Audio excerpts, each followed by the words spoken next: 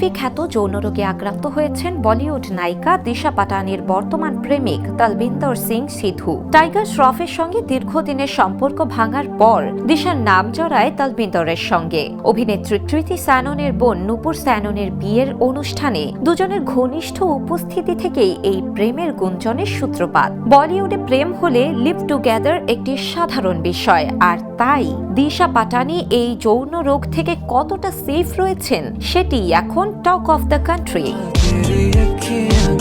বলে রাখা ভালো, দৈহিক সঙ্গমের ফলে এই এইচআইভি রোগ দ্রুত পার্টনারের মধ্যে বাসা বাঁধতে শুরু করে। এমন পরিস্থিতিতে তলবিন্দরের প্রাক্তন প্রেমিকা সোনি কৌরের একটি পোস্ট ঘিরে নেট মাধ্যমে শুরু হয়েছে ব্যাপক আলোচনা। পোস্টে সোনি কৌর লিখেছেন, বিষয়টি শুধু এইচআইভি বা যৌনবাহিত রোগের নয়, মানুষ অভিশাপের সঙ্গে দুর্ভাগ্যও বয়ে আনে। তাই রাতে কার শয্যাসঙ্গী হচ্ছেন সে বিষয়ে সতর্ক থাকুন।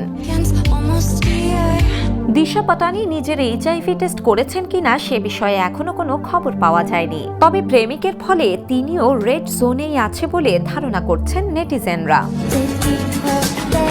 বিনোদন ডেস্ক, দ্য নিউজ।